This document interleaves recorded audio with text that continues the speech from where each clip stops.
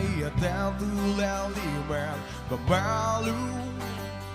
Morizak mate que é livre da galera e da roto eu me dei.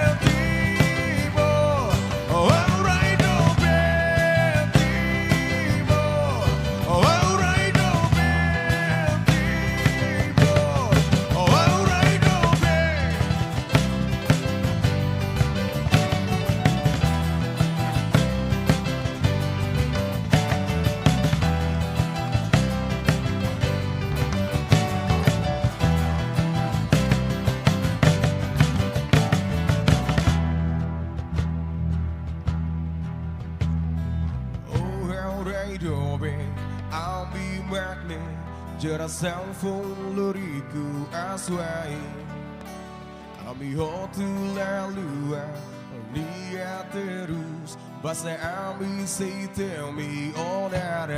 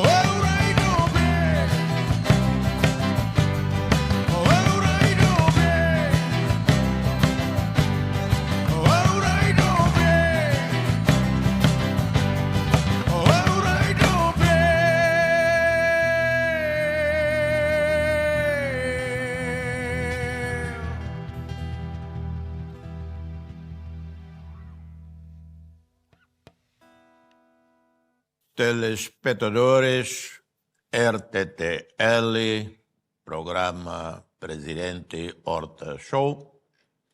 Namkari Timor-Leste larang, namkari mundo, lemorai mundo. E minave ohen. Hare programa idane, e tahia convidado especial ida, que é importante teve, dia que teve. Instituição, né? Narang Asian Development Bank, Banco Asiático para Desenvolvimento, ADB. Banco ne Timor-Leste, Cleurona, Hauhuho, e tenir restauração independência e anti-stan. Ohin bainaka especial da INE, vice-presidente Scott Morris, sede nessa quartel, sede o edifício Cernian Central, Botne e Manila, Filipinas. E Filipinas maka siranya sede e taumatan ba Asia Tomac. Ita ni relação ho ADB, Asian Development Bank, Cleurona. Sirania fokus liu, taumatan liu, tu sirania mandato ba infraestruturas. Sira maka empresta osan baita, ou halo financiamento não é bolo grande nessa oferta, lá os empréstimo. E se halo grande é barak ona ba Timor-Leste. Projeto não é itare, estrada, ponte, não é qualidade, ele liu mais se ADB. Também se ne controle ne di actividades. Construtor deve ser contrata, liu esse processo ida nessa rigoroso actividades. Ne duni ohin ita bainaka special ida hene, signor Scott Morris, vice-presidente ba banco ne. I was just doing an introduction about ADB, probably in Timor-Leste, at least among the informed people. Everyone know by now about ADB. And I have personally observed over the years the work of ADB in Timor-Leste. The projects that are carried out under in your responsibility, monitored by you, are always very good, high quality. Feel free, obviously, to speak in English because obviously I cannot expect you to understand Tetum or Tagalog. I don't. Do you speak Tagalog? No. No. Some Timorese speak Tagalog. Some, or maybe many, because over the years many Timorese went to study in the Philippines. The first ones went there, they mostly related with church, study in a Filipino seminary. But then when I was Prime Minister, I was Prime Minister only in 2006 for 8 months. And we had some security, political crisis in Timor-Leste. I was Foreign Minister at the time. I was asked to serve as Prime Minister because the Prime Minister resigned. And I was asked to serve. And at one point during that period, I went to Manila. And the president was Gloria Macapagal Arroyo. And in an initiative that I launched with several ASEAN countries, in one go, 100 Timorese arrived in the Philippines to study. In one go, 100 arrived in Bangkok, in selected universities, some of the best, like I remember in Thailand, some of our people went to Asia Institute Technology. So in the Philippines, where many Timorese were, like in Indonesia also. So many people are very familiar with ADB. And I would like to start, feel free, obviously, to in English, and then many of our viewers understand English. And we might even do subtitles. So please, just for the benefit of the viewers, in your own words, tell a bit about ADB, and then we follow up about the project in Timor, the history of ADB in Timor-Leste. Please, I give you the floor.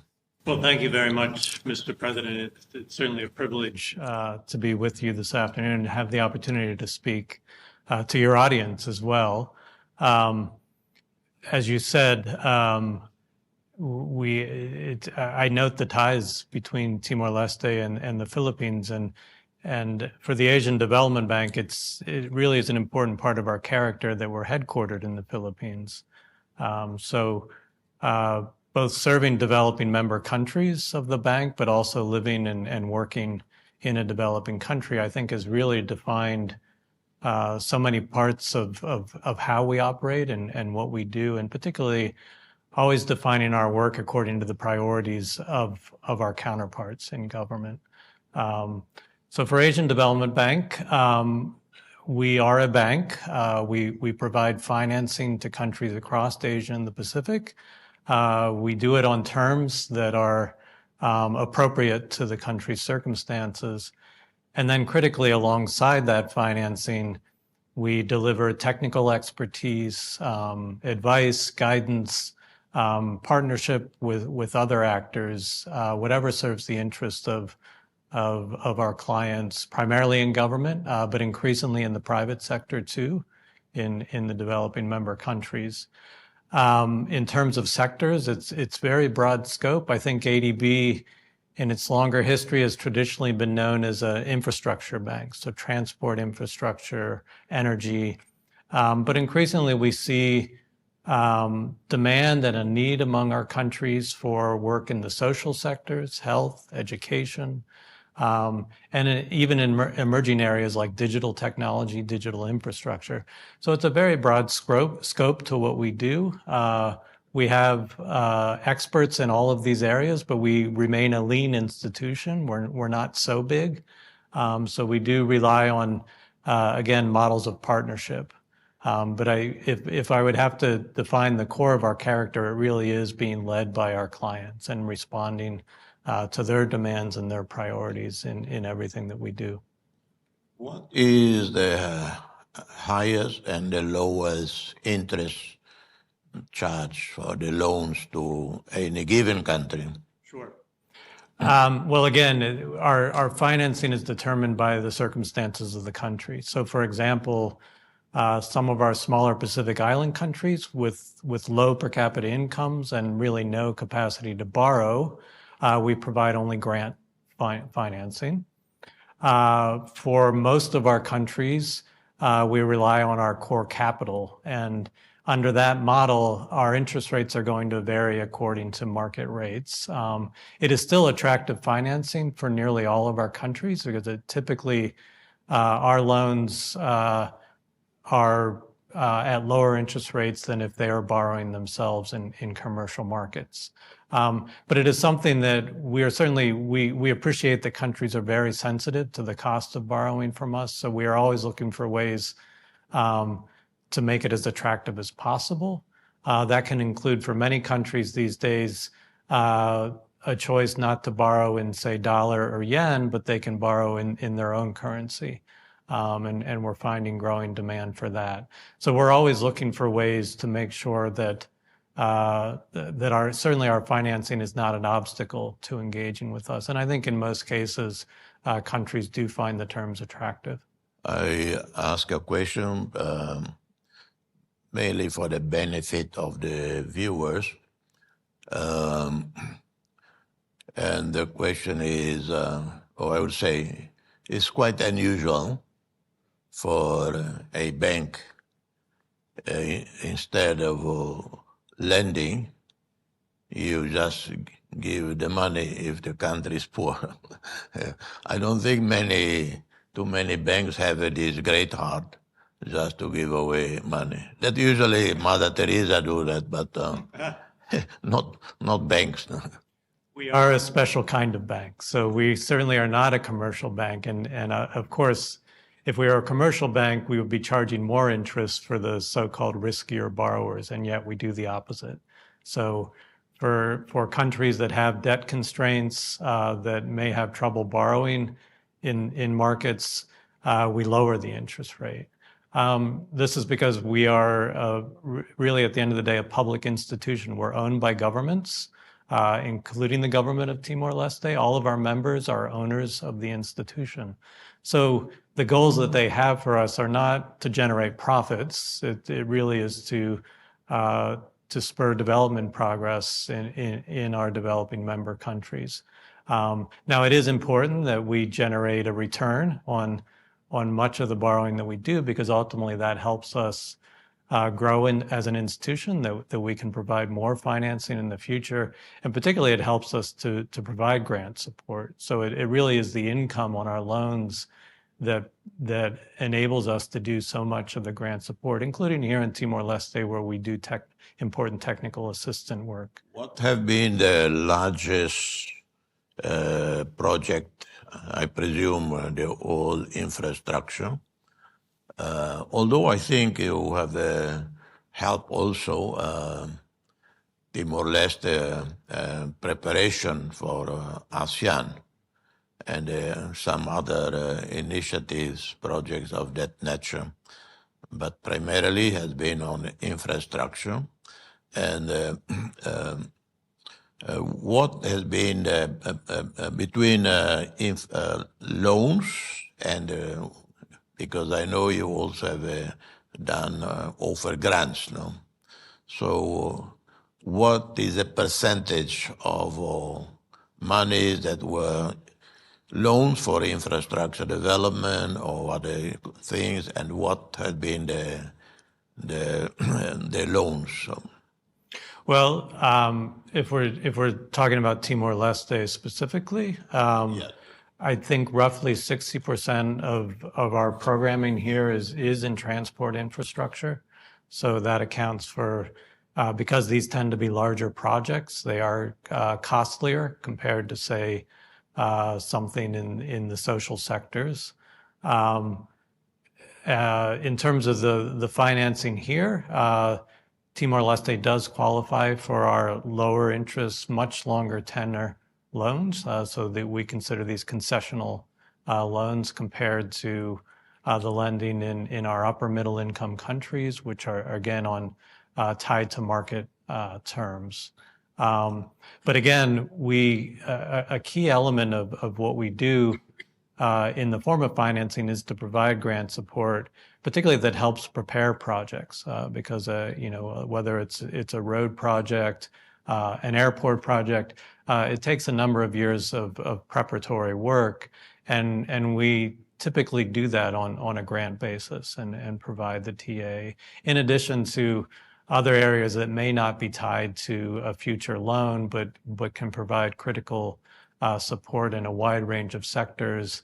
I know here that we've done what I think is some very interesting work to support coffee as a crop and export, and we've done that through a technical assistance grant. Yes, that's right. I know about your support also to the coffee business in Timor-Leste. How fundaram kuliah ho vice-presidente a DB e a wakarak tetsai ulia puan ruma ia tetu nebe vice-presidente a tete. Committimento a DB ia Timor-Leste ia setor balon. Ida maka nessa infraestruturas. Balon será for date nessa ajuda, grande ajuda. Os empréstimo. Empréstimo, ito todo tene, ito tem selo fila fali. Projeto bara que Timor-Leste ne hanessa be oferta serniam ba Timor-Leste. Nesir halamos barai barak na be capacidade la iha para selo empréstimo Roma. Mas devemos apoio nessa capacitação, formação italiana, se apoia italiana adesão baseada o programa barak prepara Timor tama ba ASEAN. Pergunta nabe how agora tu halo, mas how halo tiano ida empréstimo magbarak liu ka, oferta magbarak liu. Can you clarify again? What has been the largest, is the grants or the loans? Here in Timor-Leste? Yeah, in Timor-Leste. Currently, it is the concessional loans, because that's what we need for these larger projects. E empréstimo, baraglius, ma che sarà lo empréstimo, ma è empréstimo ne sa funa ne kamang la todamba ita. And now, in view of the current global situation, as well as we can go back to the problem several years already, 3-4 years of Russia invasion of Ukraine, and that causes severe economic dislocation in the world. So it's not only now, but aggravated by the war in the Middle East, Iran, Israel, United States. We all know that. All of these situations, problems, affect ADB sources of finance, its capital, affect its operations, obviously in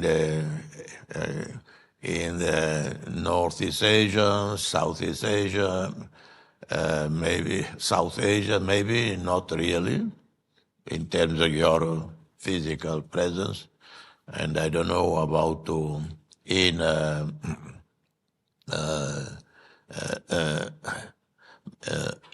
more in, I hesitate to say, because probably those countries, Saudi Arabia, the Gulf countries, do not have really an ADB active presence like in Near East, in the Middle East.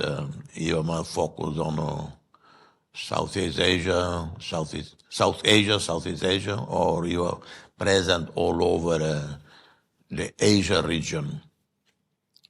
So as we define our Asian footprint, it is very broad in scope. So it is the country of Georgia to the west, but then all the way to the east. If you look in the Pacific Islands, Cook Islands, Niue, in that, so it is a very broad scope. We do not have Middle East countries among our developing member countries. But you point to this moment in terms of conflict in the Middle East.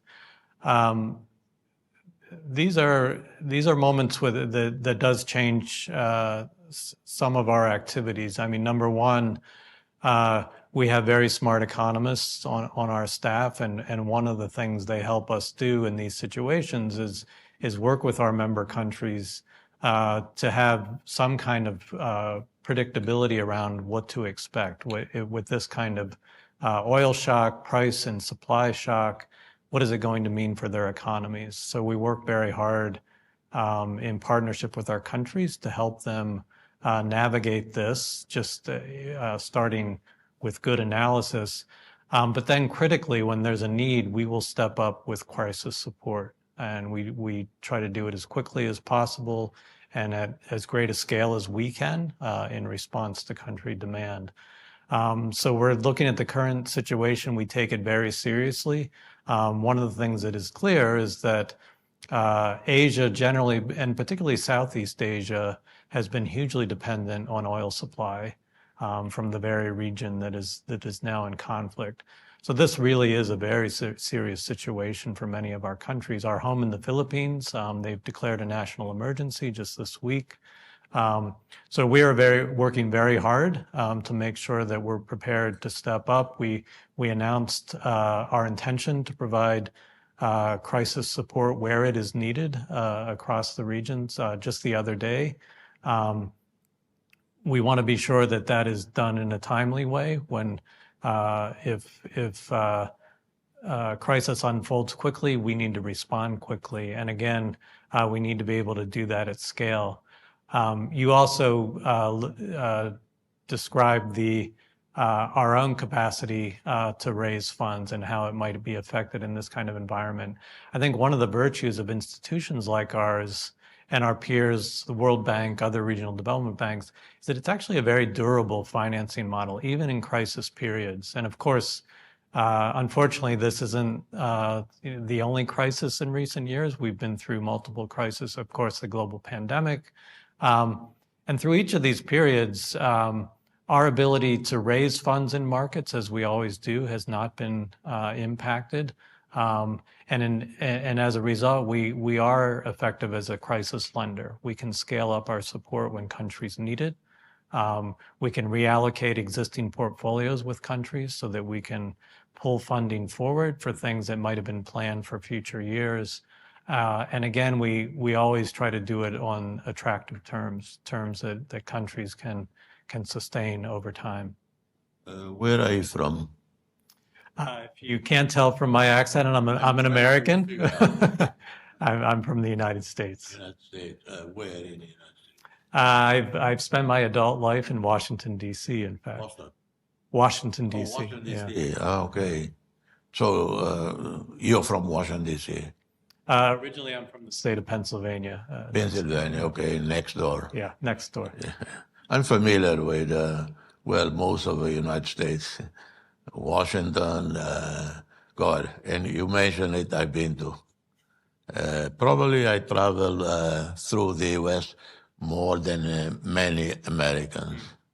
Sometimes I go to a place I'm invited to, and then they ask me, have you been here? For instance, I went to Missouri once. Can you imagine someone going to Missouri? Who goes to Missouri? I had been there once. But when they invited me, they said, have you been here? I said, no, I had never been to Missouri. But then when the driver from the university was driving me, I recognized some buildings. I said, no, I was here before a few years ago. And I've been all over, yeah, from, places like Elvis country. Nashville, no? Memphis. I even went to his home. Yeah. And then to the cemetery. And I have to say, the house was quite modest, actually. Yes, I've been there as well. Yeah, yeah, and, I agree. And of course, maybe the decoration taste of a rock star like Elvis or of that period is different from today. But I thought his taste of decoration was not that great. And some strange colors there. And but anyway, I'm one of the greatest forever fan of Elvis. What an extraordinary individual. He had a great voice. And where did you study? I studied in Pennsylvania and then Michigan, University of Michigan. Yeah. And what did you study? Political science and then public policy was my graduate degree. Oh God, if you heard some of my speeches, you end up not liking me because I gave a talk last year in January in Paris at Sciences Po. Sciences Po is a very famous international relations, political science school. I forgot that I was at Sciences Po, and I told the academics, the students there, that I don't pay any attention to students who study political science, international relations, because these are the easiest degrees. And my priority is to support students who study science and technology. The director of the school at Sciences Po, she didn't think it was funny. And I said, oops, sorry, I forgot I was here in Sciences Po. But in Timor-Leste, we have too many in humanities. And I personally, I help some people, many people now have a special scholarship program that started only a few weeks or few months ago. Only focus on girls, but not only, but primarily girls, and going to university and science, studying science, whatever field. Law, yes, is fine too. Medicine, obviously.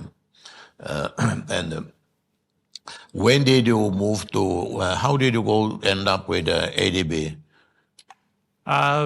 So I joined ADB just under 3 years ago.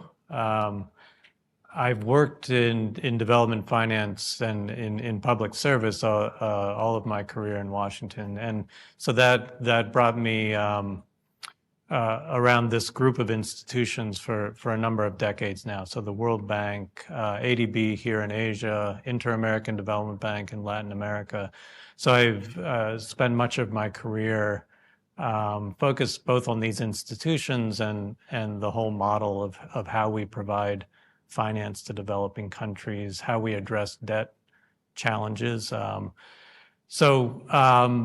When the opportunity became available for this vice presidency, I was eager to pursue it, bringing some expertise on the finance issues, but frankly, with a lot of humility about the things I would need to learn about the region and the countries in the region and their specific needs. If you to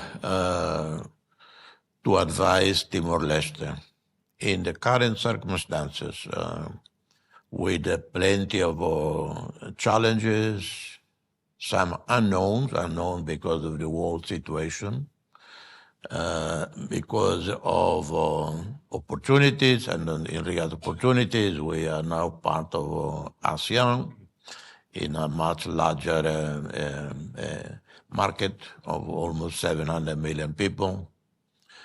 We all know infrastructures, electricity, education, all of these are important. Sometimes leaders pick too many priorities and promise too many priorities. Sometimes that's understandable, natural. But with a specific time frame of a 5-year mandate for any government, but the circumstance of Timor-Leste is similar, no?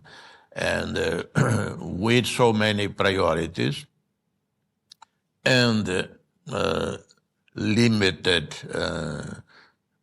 financing, whether public, national, or international, if you were to advise, or if you were to address the head of the Prime Minister of Timor-Leste, what would you do for the next 5 years? Well, Mr. President, number one, we really do need to recognize that ASEAN accession was itself a huge accomplishment, and the country deserves credit for that. We've been proud to be a partner in the years leading up to that. But as a starting point now, I think as we think about the next 5 years, it's how does the country fully exploit the opportunity of membership in ASEAN? As you noted, in one way, it represents access to a very large regional market. But I think, and there are steps I think that in the next few years that will be important to begin to exploit that further. The transport infrastructure is important. That matters generally for connectivity.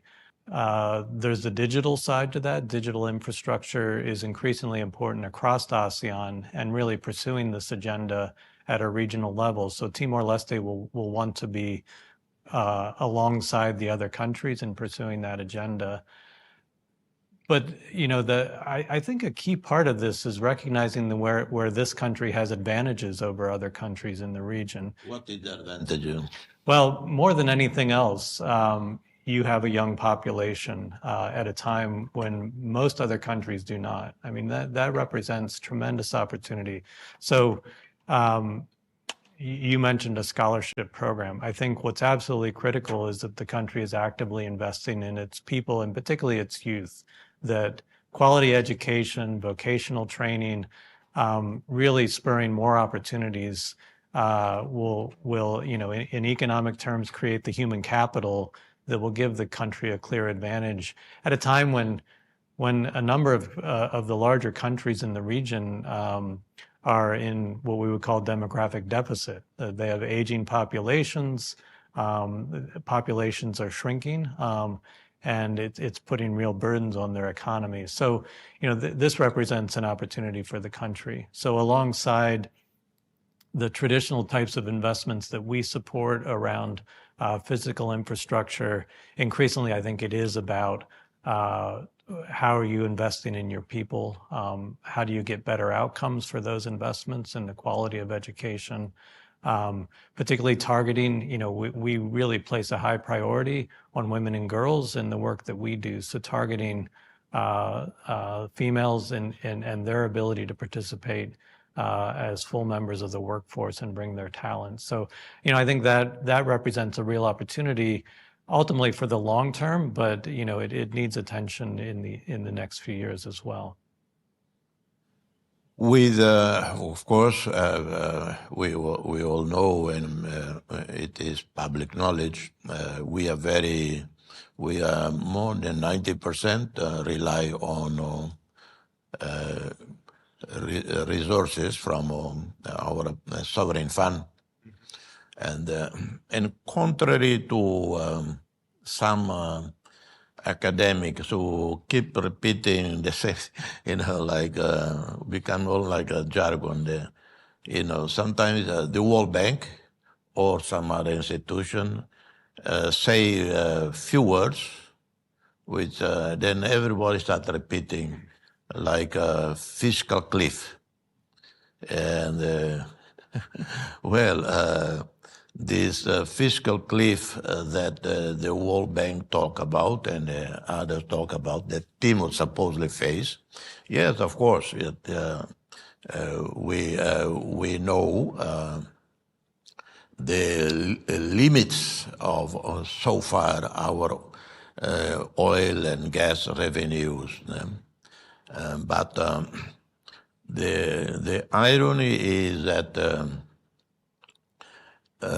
the sovereign fund, in spite of the withdrawal from the sovereign fund, the petroleum fund, to the tune, I think, of over $20 billion since it was first set up and to finance our budget. I don't have figures in my head, but they're just off the top of my head. We still have almost more than $18 billion. That is not exactly because, and this has increased. The return of the investments have been actually quite good.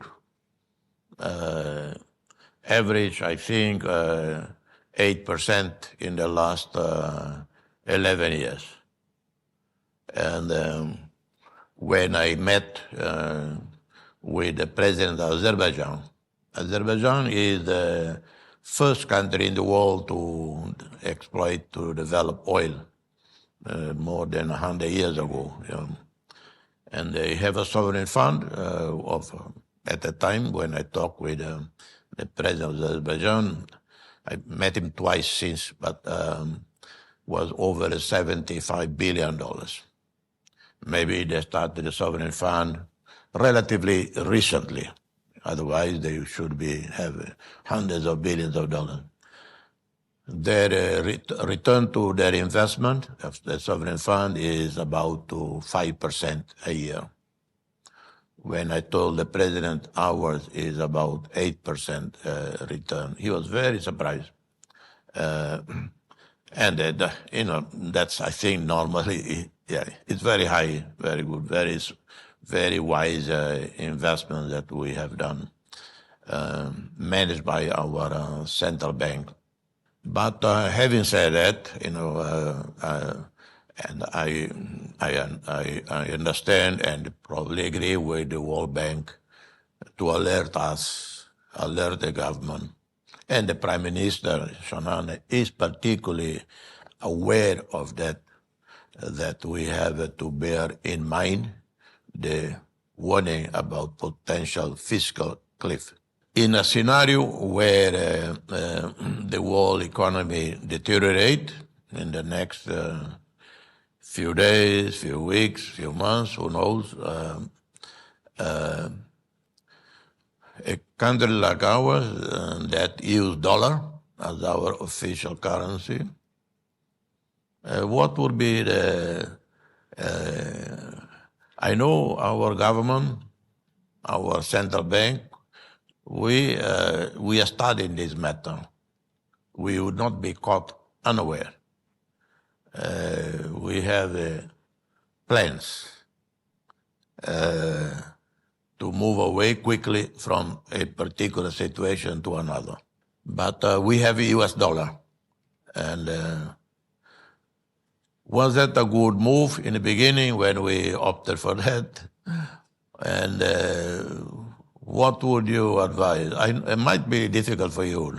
I don't know whether in your job to give. But I'm not going to advise you on currency choice or even monetary policy, but I will. I think you're pointing to some larger issues. And one thing that's striking to me, so countries who've benefited from whether it's petroleum wealth or other natural resource wealth, they've established funds as you have. All of these countries, including countries like Saudi Arabia, the UAE, they are very focused on economic diversification now. This is really defining their agendas, and I think that's, if I can offer one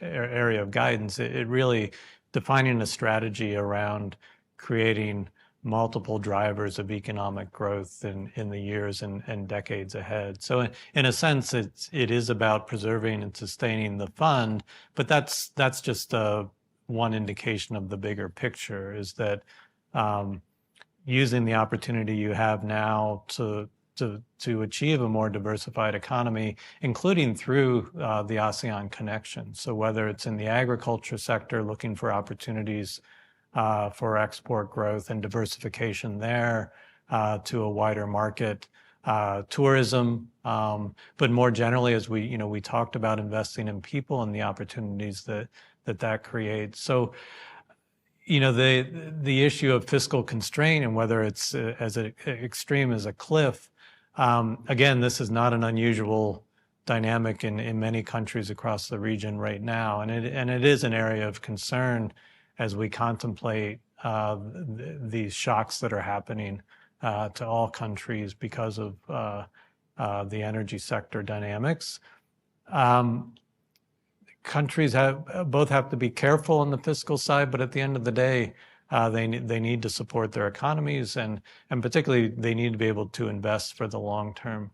So institution like ours, certainly an institution like the IMF, will offer guidance on managing fiscal constraints, but we also want to encourage countries to find productive areas of investment and to invest for the long term. So I think that's, even in thinking about the use of the fund and the structure of the public budget, being mindful of areas of productive investment and ensuring that they get priority alongside what will clearly be ongoing consumption needs, supporting people day to day and month to month.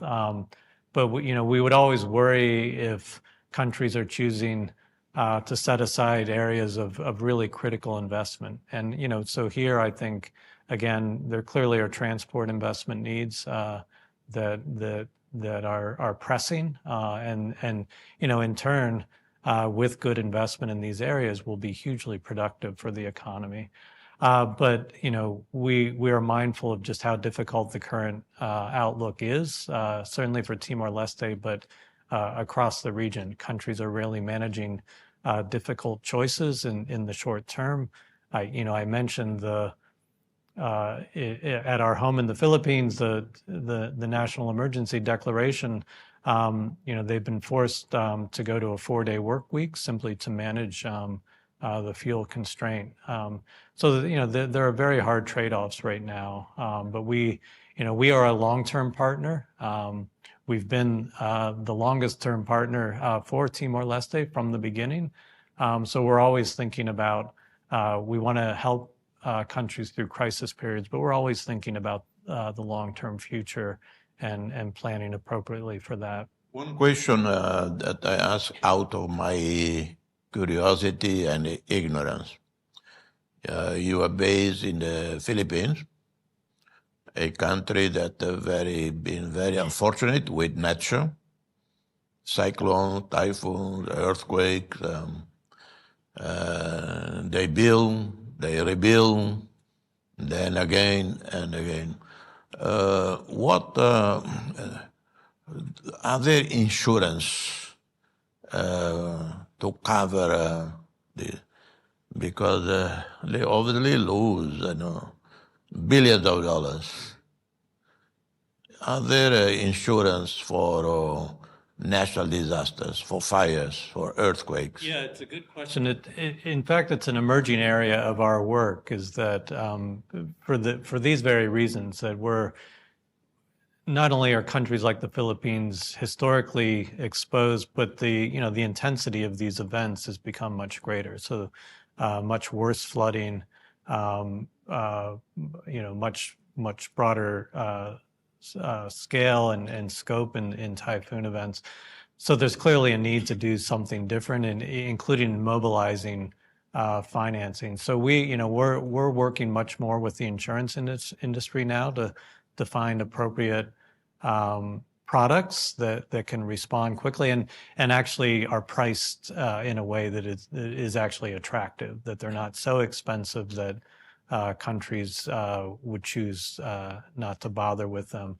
And there are some interesting models here that, there are some innovations around bond issuance that can be tied to events that are triggered, whether it's the declaration of a national emergency or even so-called parametric triggers. There's interesting work looking at how to respond to intense heat seasonally in different countries, and you can even have triggers around intense heat events that can trigger financing. So it's an important area to look at. We remain focused on the underlying investment as well, that as much as natural disasters are natural, there are also man-made factors involved. So when it comes to flooding, flooding is exacerbated when there's been deforestation, upstream. So we try to help countries plan better around effective forest stewardship. Obviously, having the physical infrastructure in place to better manage water and river basins. These have become really leading areas of our investment, and in some countries to the tune of billions of dollars that they're prepared to borrow from us to make these investments. Thank you. We're coming to an end of our conversation. I will say a few more words in Tetum for the benefit of my viewers. Telespectadores era, Timor-Leste e mundo, Fuendadão, ramata conversa culia ho entrevista ida ho vice-presidente ADB, Asian Development Bank, Banco Asiático de Desenvolvimento, nebe parceiro italiano Timor-Leste nian tina ruanulu resi ona. Sira nia serviço leleu, maquia infraestruturas.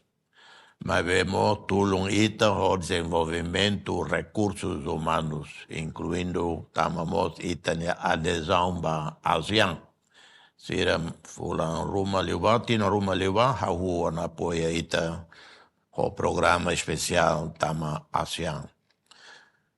Investimento bom ser halo, leleu e a estrada, ponte, balum empresta beita, balum sira nessa fordeit, tamba Timor-Leste sei pertence a grupo Raíssa Labe bolo a países menos envolvidos, least developed countries. Raíssa Labe desenvolvimento sei badacliu, sei quicliu, né, mas sira apoio e la halo empréstimo. Mas ia fatimbalo infraestrutura bot, sira halo empréstimo. Mas funan be sira halo ne kaman los ba ita nia governo, ita nia estado.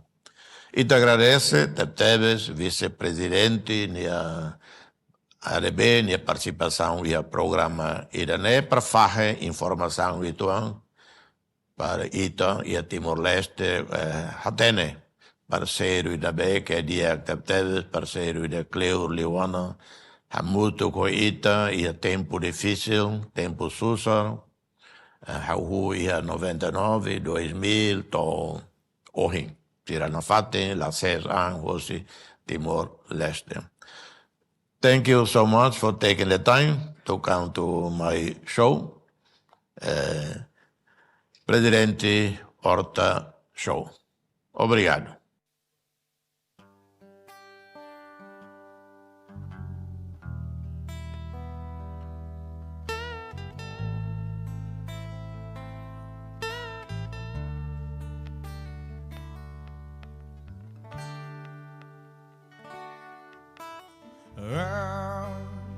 Tenta saiba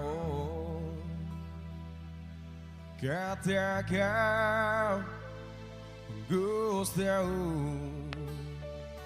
tenho simples debes e a minha meta toma a minha fua ao que era codo bem. Oh, anything I food the Befonia Boo as man, he almost amnesia, but that alarm bell, all I get out, the girl see it so cool, yeah, I could, oh, see for that.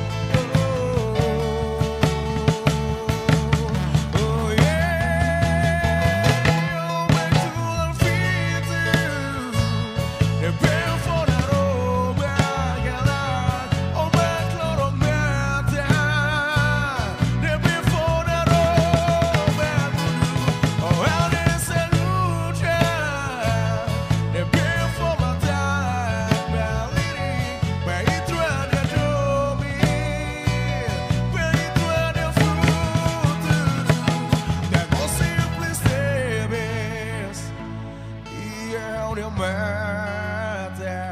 Don't make on your fool. How can I go to be? How can I?